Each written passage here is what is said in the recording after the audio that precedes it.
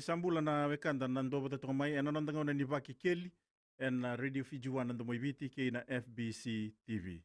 Na imbaki ongo ni kabani singa ni February bano ni mikine burubura na World Cancer Day. Kasa kene karusunga buli ambaki me tibu mai ngona bano ni mikina mbaki rono ndolu kawalu. Na singongo bande tigitinga kina na bimbi ni mationgo na cancer na bika me bagedori na kiana tarobi na kiana sangai mekila itu tolo ni se laila na mati kabakina na nona garabindua sa tikubua na mationgo da bobina ngani sa tiko na nonda bulangi na nonda ngonongo vosita katunibere ibolisi main na Fiji Cancer Society ndotel ngana marama sa bandini tiko na bingarabi ni tambanongo yana nona sa mbula mai na buku ni mationgo na cancer. Rosambula binak. Bula binak. Roni ibang bula bir na kanda ron do batong may nonong ngonongo ni ber nang tiga buti na bital no. Ni sambula sa kanabe turangan bale kinabe maramang bale. Ni sana tinkabani no dabo no bitulomani au bekin dapat kita lihat kan bekim ni na singale binak nikua. Binaka me tiga butong mandangan na bitang na nonong ngonongo kera mani na tal na mandanga oni akila bada ni sa lori tiga bekim ni na mati na cancer. Na karosabul kabitu ni November na tinkadiwa biosangabul kabitu au basudu kina bena lubengo ngane tondua.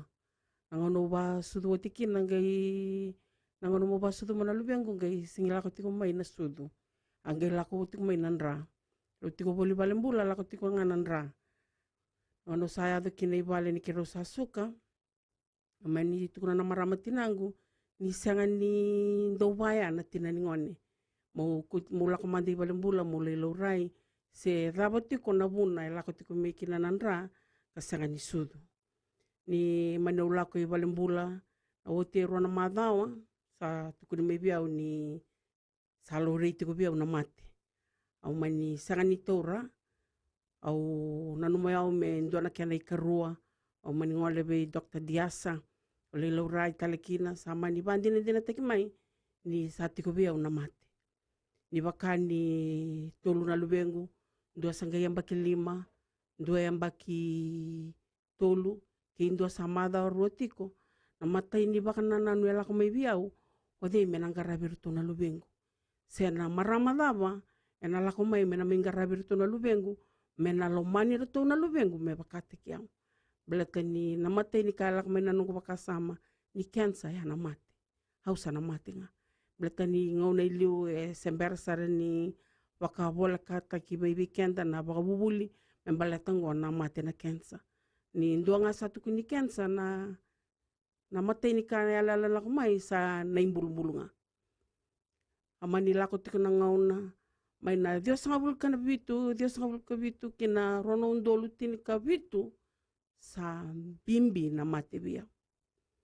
Nangauna sa bimbi kina eu sangai sanga nikla muli stale bakadaba ibale mbula levo muli tiko na ni na mate tiko biya.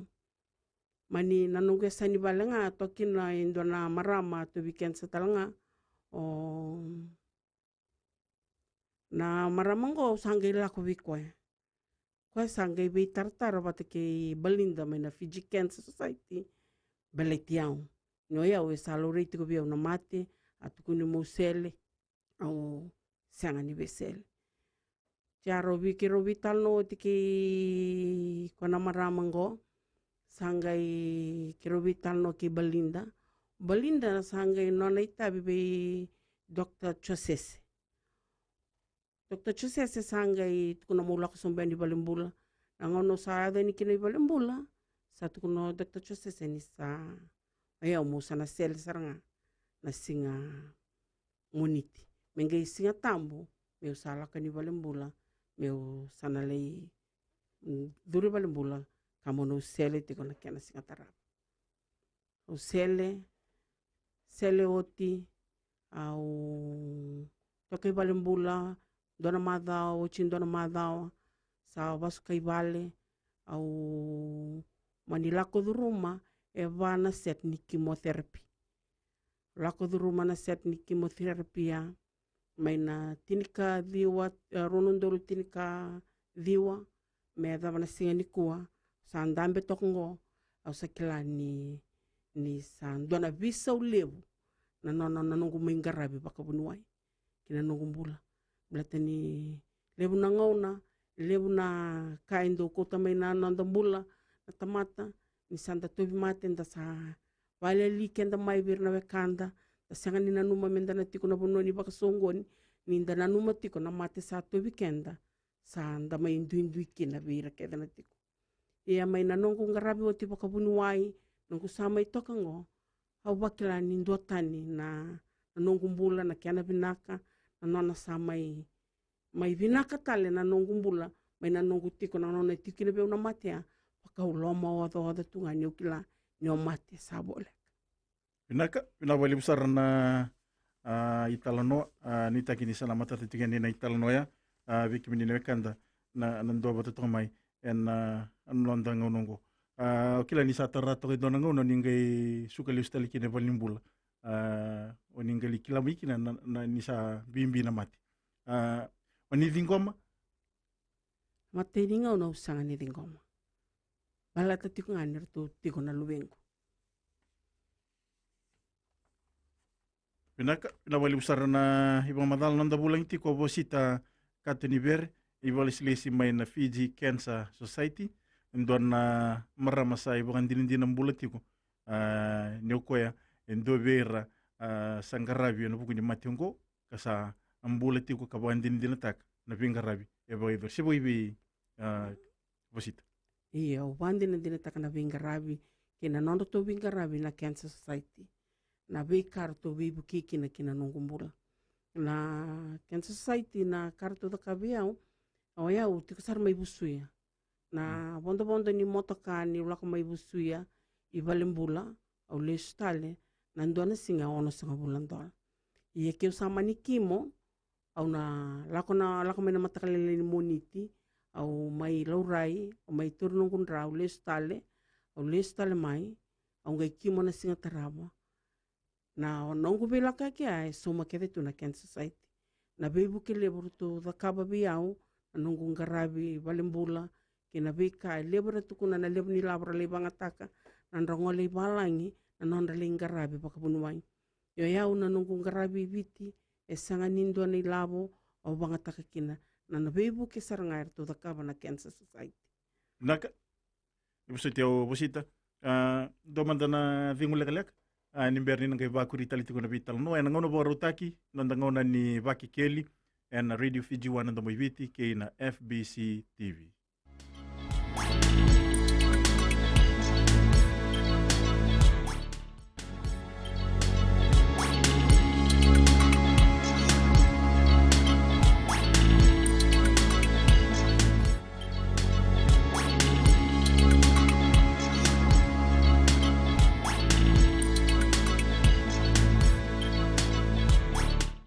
Nanda ngauna tiko ni Vaki Kelly na Radio Fiji 1 nanda moiviti kay na FBC TV may nanda bulang itiko bosita katuni bere doon na marama kambula may na buku ni mati na cancer ngwale saratal tinga may tambana ka boto itiko na Fiji Cancer Society nanda banua. Bosita may nalaman ni Mbaki maliwan ni Mbaki ni sa may nanguna sa tiubulo ritiki na sonay bata kilkila. Vida tu do na libun yang baki na nomuni warakatiko. Meda pa ning gay ba din na taki papunyuay ni sa tabi community na kiansa. Pinaka na kanang balaboy ro sa ngabul na yang baki. Na nanongu sanga ni talno taka na mate. Balata na singa satu kuni may kinabiyaw ni tobiyaw na kiansa. Na matay ni tamata me kero vital no na marama na tinangku. Na singa ua se kinabuana marama na tinangku na mati tu biau, singa talangaya langa kina tinangku. Na ngona sa langa kina tinangku, au sanga imbiti lo mangu, me kuni tukuna beindua, yau te mati.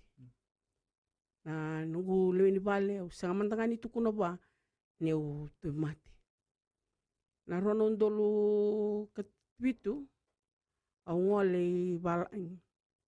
Au tiko mai balang geida kan dona free screening. Da kan free screening ya mani au nanu moto ya mole laurei tale mandakina. Nangono le laurei kina atuku ni tale biau. Ne au satu mate tiko to sanggiri teo main sampai tu mena rizal. Ni te veu tiko na kensa. Yo ya wakata kia o ya sakilatu kani. Ni te mate. Nugu lesu mai viti. Au mai wasia tale. Wei tua kangungase. Yamba kita langaya. Mate kina tua kangungase. Ko ya na buna au ngai samai tiko lobi au na mate ngo.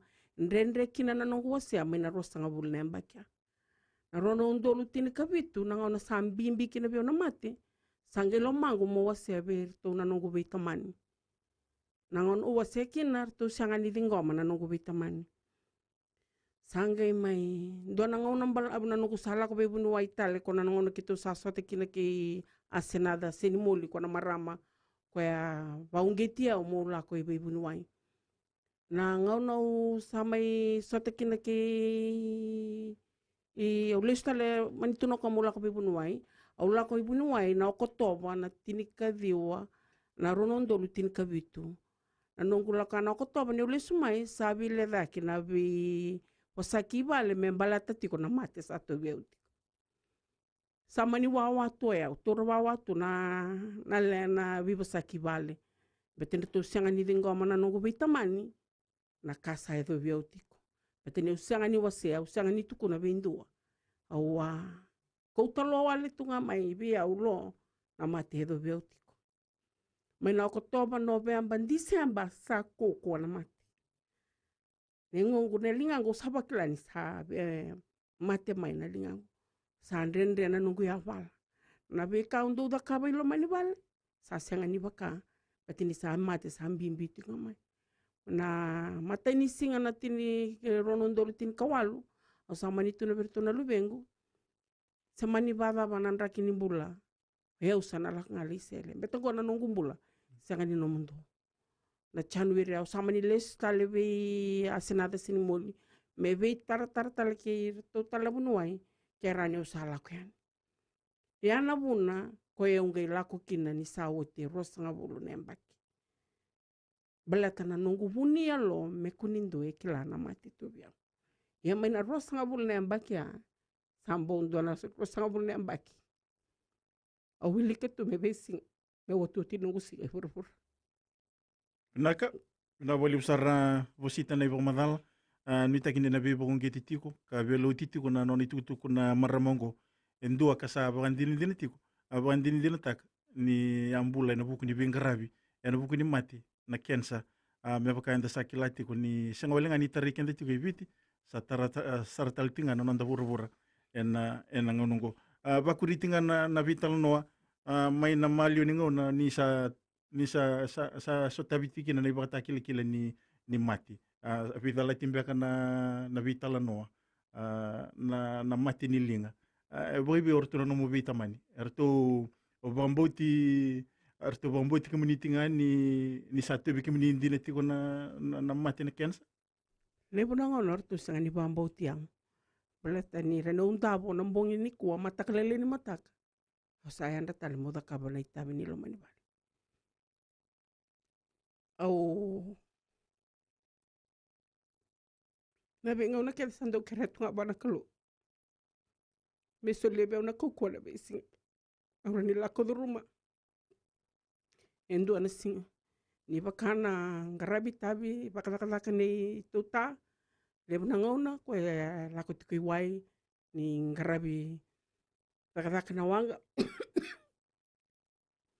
na lubengu na ngone aro sa laka kirtu sa laka kina au sanga ni bepa ko tirto talamai merto mai tiko talibale irto sa laka to sa lako na bonor to sa karabi tabi kina ni nungu gagani masu mateni ngone to biu kina na matingo turanga nung karabi irto na lubengu lako tikurto sa laka na lubengu to sa laka na lubengu ya ako na ronundul tin kawalu tin kabitu ko sa ko cheu kini balambula ni ukla isa oti na nungung garabi tabi pero na lubengo haran rito garabi rito bakata kirto merto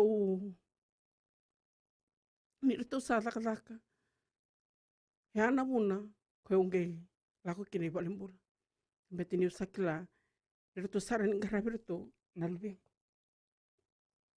Nak may na malio ni ambakia. Oni sakila tiku ni sa tebi kibini tika na mati. Oni sini be bari taka tiku berto no mo vitamani. Oni sa dolan dondo tiko na itavi me ena bana nunga mo ni ngule daba ni sa tebi kibini dina tiko na mati na kensa. Se boibi. iyo ena nongu bakana nanunga ni usengani bina kata mau taro manana na taka ni tuta ni lako chuki wai mena mai chuki talen beletiro nongone ko ya na bune au sa nanu manga ya mo ya utonduanga sa dola tonduanga na mati to biau Naka da bali usara da bali bina kati bali bobi bosita katuni bere dona marama kan bula maya na buku di mati na kensa na buku di bingarabi ela ko duruma kan wali ting maya na Fiji Cancer Society dere bina kami total manda na thingo legalek ni bere na kay bakuri tali tuko na vital no ena ngona baro taki nonda ngona tiko ni baki keli na Radio Fiji 1 ndo mai viti kay na FBC TV.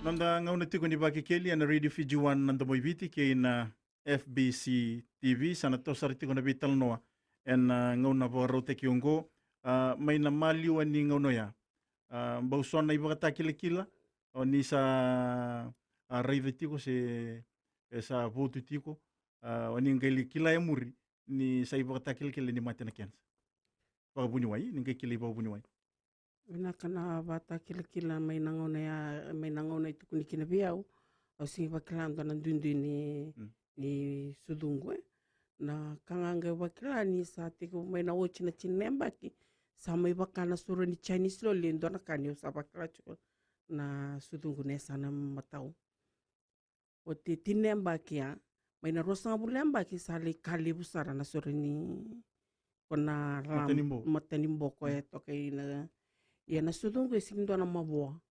na bude ko tiko may loma o wakila ni sakale butik mai watikina lebu nang na sawa wale na ligangu na kaundo da ka babale lenga o sa singilenda ka sa wakila na oda ni tambangu na oda ni takungu mele lako may na sonangona e uda ka mga balele na ka usandabo nandabo ni sa wakila na mosi ia lebu nangau norto nanungu matawale rato seng niklatiko na kai ado tiko biau o ia unga bakate ke au saklatiko na kai ado biau tiko bila tenan duin ni engo ngu tara iau tiko ngu sabakla ni sa lebu tiko mai ko na bude tiko mai na loma ni sudungu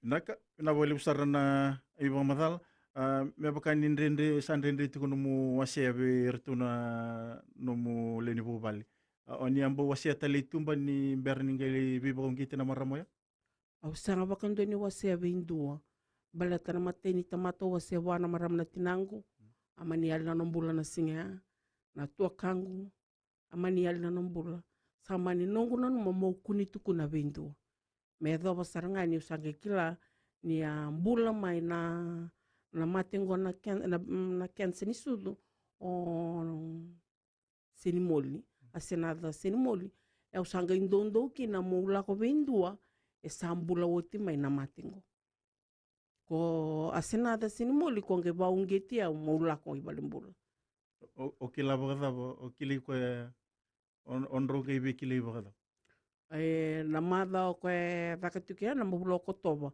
a bosta tiko ko na TV ko abuno ridi ko kina usanga bakasa mataka ni o pasi takatiku mai na nona vale na besinga sama ni o tia ko ngai babu na moula ko undo kina ni ula ko biko ndi ukla ni ko na rani dingomi au blete ni sala ko duruma oti moko na mate do bia e o baka bina ka ni nona bi baungeti na maramango Asenada sini mo liko e au lomanga kino e au mo tura na kala o mo Yesu tali virtuna bunuai. Na wali besar na iba madal biki mini no kan dara borong tu mai ke bakai tiko ison na bota taro na buku ni vital noa e na nonda ngong gor ni gitar to mena nambari tali bona tolu rua sai pa dion rau ke na vitu vitu tolu rua diwa sai bondo bombo tenin dona wekan da sarri wa wati ko ni sambule binaka nonda ngong tiko ni paki keli bolo na wachon bolo na marama na chini ya ngona kwa kensa ina karua ya ndo turi tatarovi se sonda plenya family planning ndo toro kwa binaka na wali besar na bota taro wasita Senga bando ni tura na tata family planning se tatarovi. na kensa ngani sudu Na kensa ngani sudu. Binaka may nangu na tiga buto biki miniki na mati ongo. Ni kaitigo ni senga ni mapoa se atiga bubada kero ni talo noman. Na nanga wasudu kina.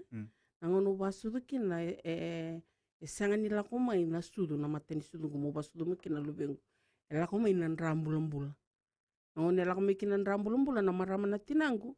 Oko nga itu noko na bakaviti na era ni soli na madangana sudu ge soli na waise sona kakana indo sanga merakani na tinani ngone me bisa ukina na tobina kana wani sudu me bakana mbamba me indo sanga wa mbulu batanandalo me sanga batanga dakaba na maram na tinangu vida singa na dakaba tiko sanga nindo na bisau amani kana maram na tinangu mo ngole balembula belata ni sanga nindo ubaya me lako tiko mai na mate ni sudu nindo nandra bulembula na benando na mara tinani ngone ni basudu mo kutia wi bulembula mo lilo rai mo kile merani kilai na daba lako tiko mai kinandra sanga ni sudu. Naka na wali besar na iba madal ni tagini sana matata tiga ni na ital noa endaronga toka ena nonda iwasini ngonongo ni sambul binaka nonda ngono tiko ni baki keli Doan kutaro nangona rudana suku ndendre se pura rome. mai au ni busiti au ni tartol manda mai Wanangone saga sudu watinga sa buka buna mitandre na sudu. Sudu ndendre nangone ngose nomol ngano. Normal na sudu. Na bonungu basudu mi ko normal. yo kila ni sana tororo mai tal na karuni taro Tuna kai musitia una no tuno ko na rupu na ngone. Ito ndo na ndo silwa. Ndo na una lo komike ndo na ngone lewa. Ndo ti wana sudu na. Ira sabu de ti ko ka ko sudu na sama ga. Ito na tuvi una wari ni sudu. Nunga kerusa mesa tagira ngai kuno ko dio nevu nguti. Momo ono sarau ni buso tanamusi. Dela kanga usinero atamure da chiko na matani ludu. Na sudu machiko na sudu sa ratu. Poko biwa na rara wala buat na niwane. Usanga yalo takabua ni unakere na kalu ne ukia unoku. Angay bulan na langgo bulat patana. Inak. naka na wali besar na biwisi to mai nonda ngonongo na ital noya na tinini ngone musiti ko na luben toto bataki na ital noa endaronga to ka na nonda ngonongo sebo bibi busita Ambota ni senga nindo na tinani ngone senga ni musita na lewe ni keten.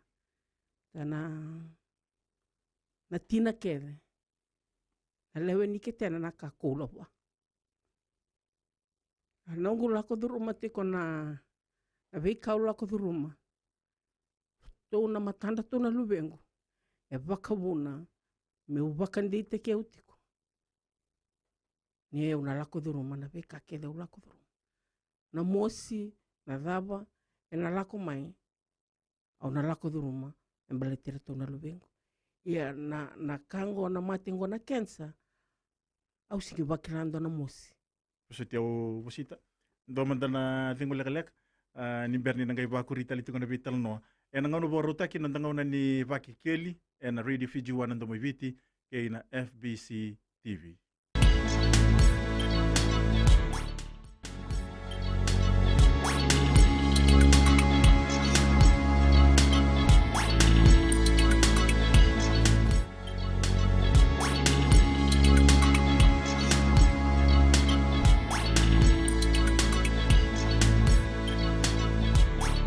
Nanda ngau nituko ni vaki keli na Radio Fiji wana ndo viti ke na FBC TV. Sana tosar tiko na vital noa e na ngau na boro tiko ngo kero ni busita kero ni baku rita manda na numuni pa madal. Mena pono andor sama ita batokina. Na mate na cancer ni sudo mai na nongu na kaulako duru mamoyao au sanga bakando ni bakila na mosi. Mai na rosanga wulemba kia. Sabakilanga na oda. Na oda ni tambangu na ngonu da kabakina ndanaka. Neu saba seu tepe raki mandanga sandren rebiao. Eu sabakila chiko na oda ni lingau. Mai na mosi au sanga ni bakila na mosi. Mai tana nungu rewa yao na cancer ni sudo ulako dhuruma yao au sanga ni bakila na mosi. Pinaka, pinabali besar na iba madal may nangaw na erto sa kilaki na numu vitamani niyo sa nang karabi pa punyuwa yan na singaya yan na buko ni mati o lako durum erto si biba kong buti tinga Eu babina binakatakan ng tumbula na luweng ko. Ito na luweng nung kumato bubali. Ni nangon na to sa ridi au kina. Yung sali sumay na sele ni sa main dabo tu. Ang dabo ni Balimbula. Sando na kana Bimo City nito Bimo City. Ito sangge kila. Isangge Tobi matindi na ito sari dan isa.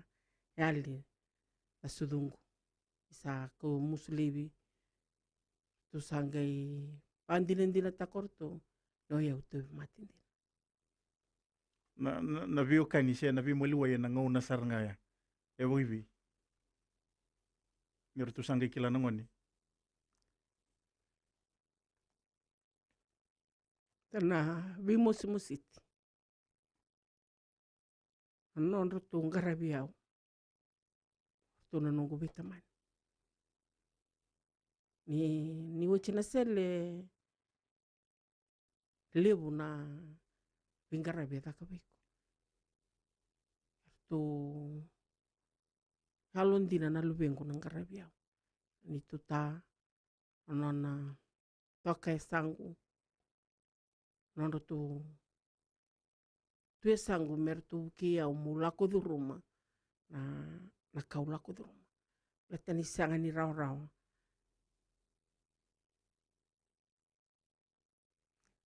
Naka nabali besar na iba madal nanguna ta bang kay durta ko sa may kina na Fiji Cancer Society.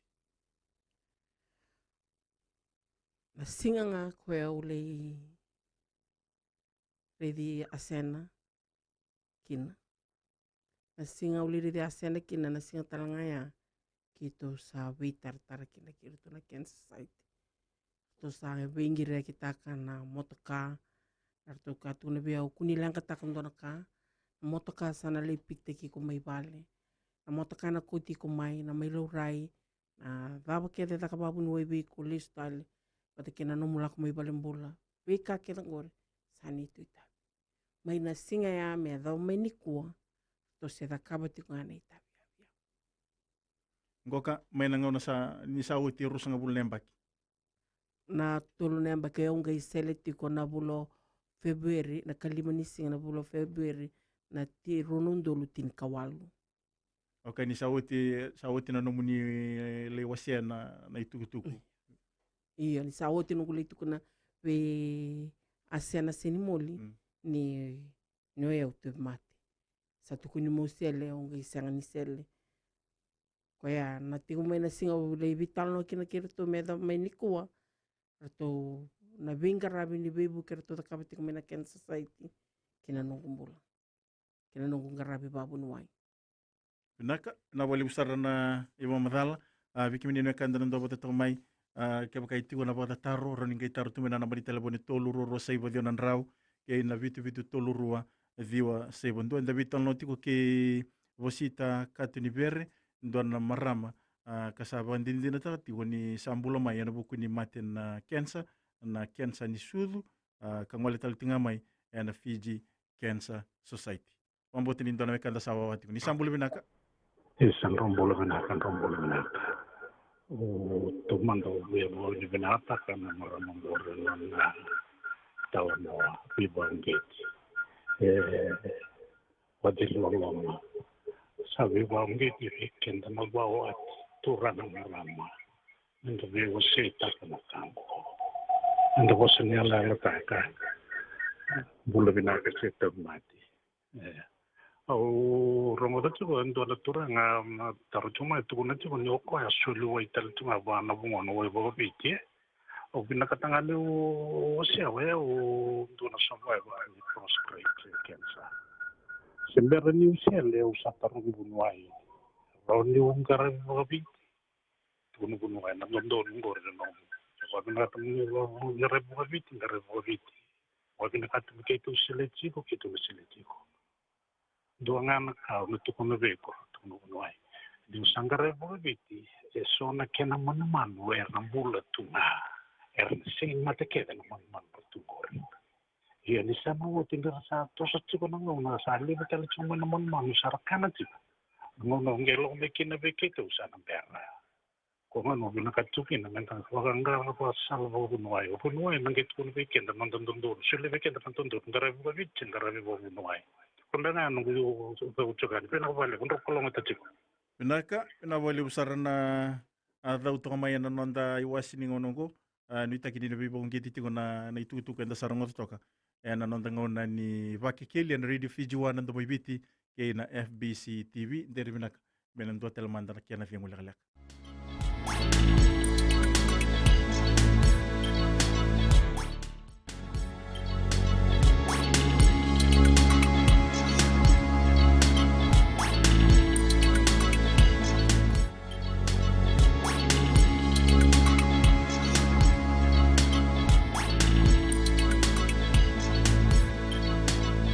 Ngau tiko ni Vaki Keli na Radio Fiji wana ndo biti ke na FBC TV.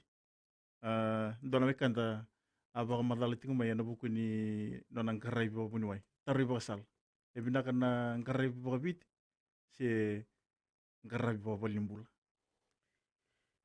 Pinaka waya una arroz ngabul nemba kia na wai kevera ni kila ibitingo e ulakoba. Ena rosa nga bulemba kia isanga ni bisa utaka na mate.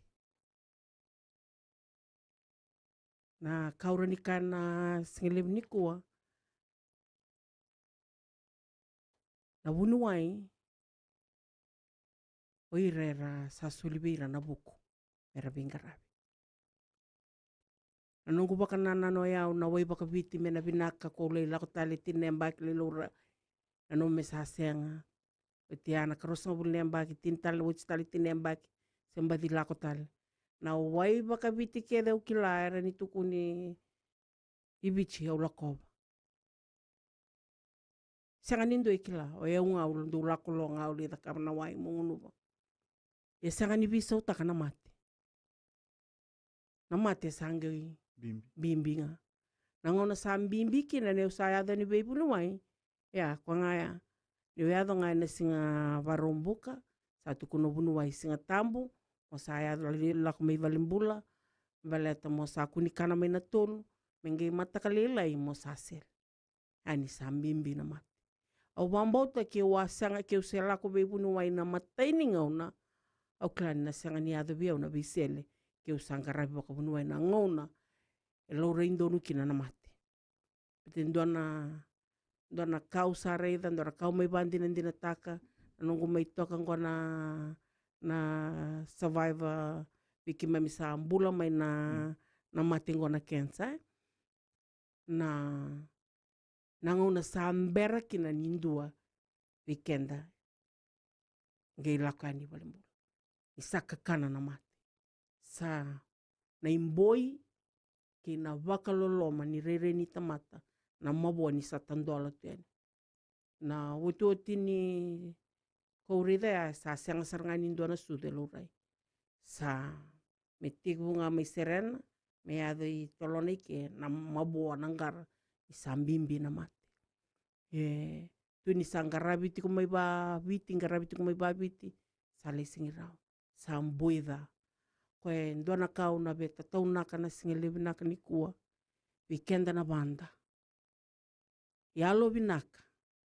kiko sa wakila isa nduotani na kai ko wakila na sudumu ni o taraiko si o lei sili mo batara na tiki ni sudumu wakila ni sa nduotani o waka mamasu wikemni na singelebi naka ni kua ni kuni mandua na lako ibalembula ke ndrendre na nomuni lako ibalembula ni rani lako na Cancer Society to tukina na bakalisilesi rani to kerer to na bunuai rani to lako bata keiko mulai redi bunuai balata na matengo ke kenda reida ke de nindu e san bimbi na bakaloloma isa lako bata tu nemboi ninda banda ninda marama balata na wai baka viti rani nda ngarabi oti babunuai dangai me na nongu tatau na kabinikua na bunuai menda lako ibalembula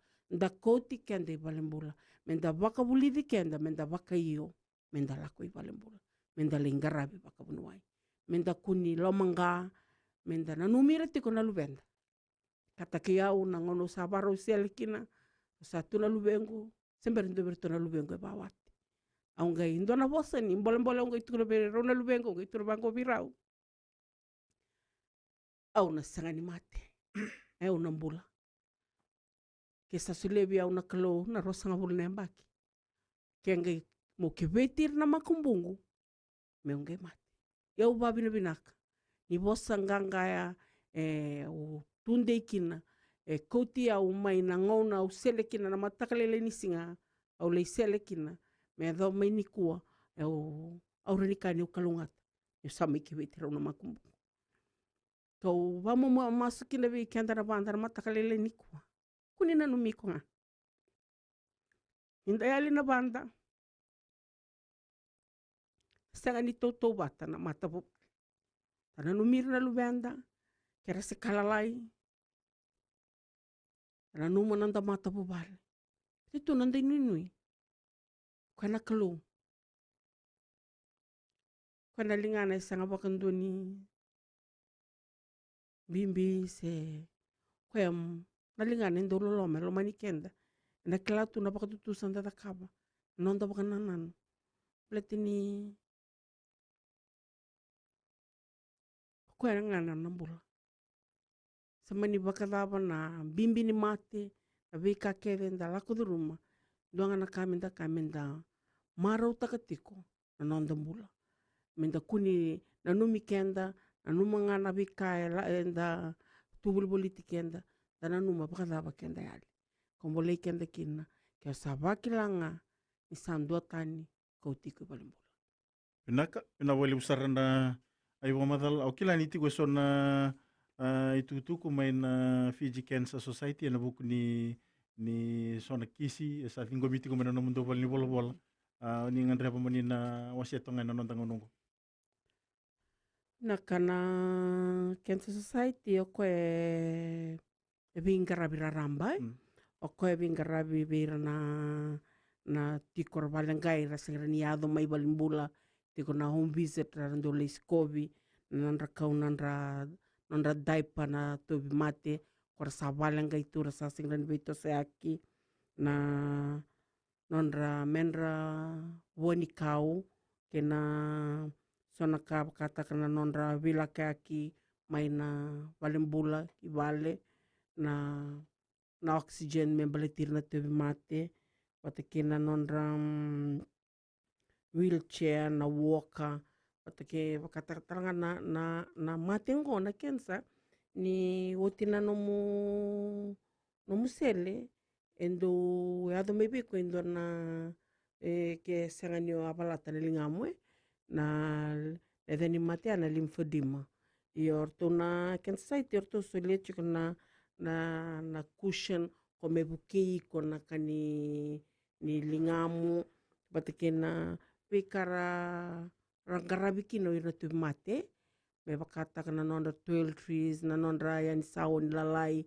kondo baru te persona ken rakakana na nondra lore babu ni wai na nondra o soni wani mate kakedango e bai tabi kino na Cancer Society birna sa langa na sudundra kona sudu ko mera bangataka na ba moko na kakedango e bai buke kino na Cancer Society sanga nga ni mate ni sudu ni cancer ni sudu na be matanggali cancer ini loreti kona lebu ni cancer na breast cancer mate ni sudu na breast na cervical patikina prostate ko sa lebu ti kona kana bilibiti beteni na todo ko be 500 umandanga ko irasa register tu na Cancer Society na ngo kora register singi wiliki na ko irasa embera ni register mai ia loreti nga ni matengo e tosto tiko nga na biyambaki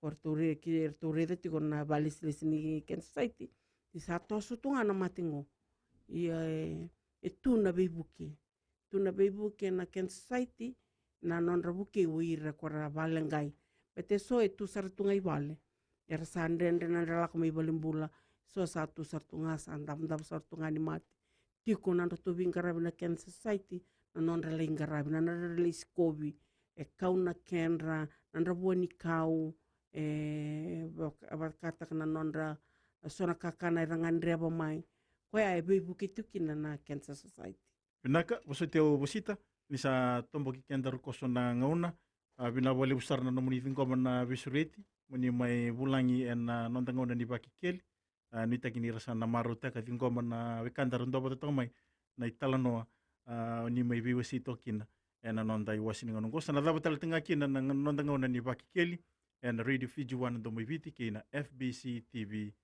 ni kalunga tsakatiku.